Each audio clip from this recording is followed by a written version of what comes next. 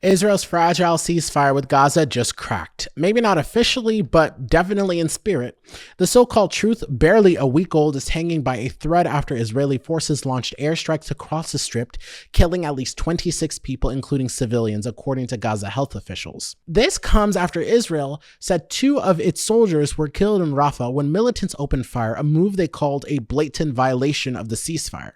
In response, the Israeli military bombed what it described as Hamas tunnels and command centers, while humanitarian aid into Gaza was temporarily frozen.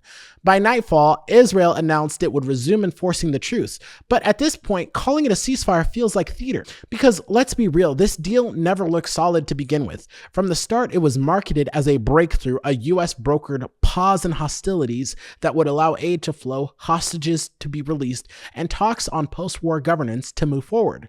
But on the ground, none of that translated into trust. Israel never agreed to withdraw its troops entirely, and Hamas never agreed to disarm. That's not a peace plan, that's a ticking clock. This was so predictable. Every ceasefire since 2023 has collapsed the same way, with one side accusing the other of breaking the terms, airstrikes following hours later, and civilians, as always, paying the price. It's a pattern. It's what happens when global powers rush to announce historic agreements without building any real accountability into them.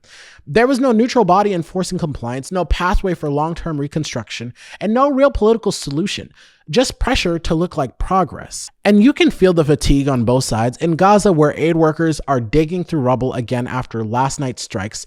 In Israel, where people are questioning what security even means when every ceasefire feels like the same movie on repeat. So sure, a sixth ceasefire technically exists, but when bombs are falling, aid is blocked, and trust is non-existent, is it really a ceasefire? Or just an intermission before the next act of war?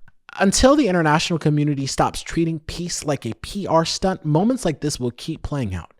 Predictable and preventable. Before you go, if you'd like to support my work, you can grab a bag of coffee from the coffee roaster using my affiliate link. The show gets a small cut from each sale, and plus you'll be helping a local small business thrive. And the best part is that you'll get 10% off of your first order, and they'll ship anywhere in the US. So place your order today using the link in my bio.